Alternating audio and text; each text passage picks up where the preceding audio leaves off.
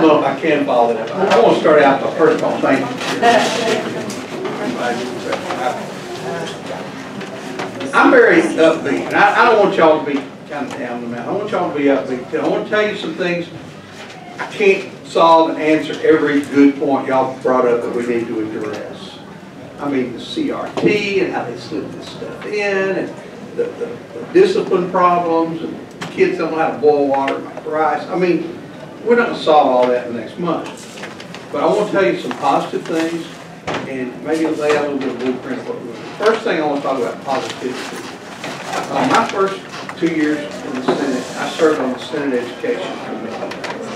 And I truly learned, and Allison will probably laugh at you, that I was in over my head.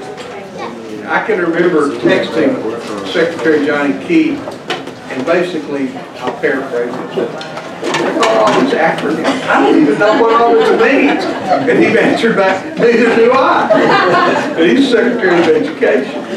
So I realized that my skill set was best put somewhere else, and I moved to revenue and tax. And we had a pretty good year. We cut your taxes from 7% to 4.9%. At that time, I thought we did pretty good. But and I will take credit for that. I was just one of them working on it. And then this year, I'm chairing the Transportation Technology Committee, and I'm also on Insurance and Commerce. But I look over and I see my friend Brian is the new chair of education, and I got excited.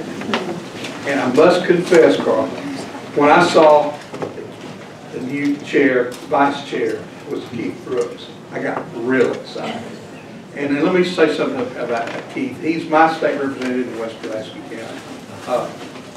His son, Lee's son's named Ethan, and Allison have dealt with the same learning disability, reading problems that, you know, he's much younger. I mean, Allison waited until she was over 40 before she saw him. She's still working at it. But the point is that there's a, and Ryan summed it up. K3, you're learning to read. 3 and up, you're reading to learn. If you can't read, you're not going to learn. I mean, you don't have to have a PhD in education to figure that one out. So some of these fundamental things like that have kind of fallen by the wayside through the years. So I'm just thrilled to death. I mentioned Keith because he's going to be the lead sponsor of the governor's bill, and he gets it. He really gets it. He's dedicated to this. He's had issues with his own family. He understands it. I mean, these are guys. I mean, no, Carlton and Ryan, a long time. They're dedicated people, but Keith has an intense personal family thing he's dealt with, where he gets it, you know, in his gut.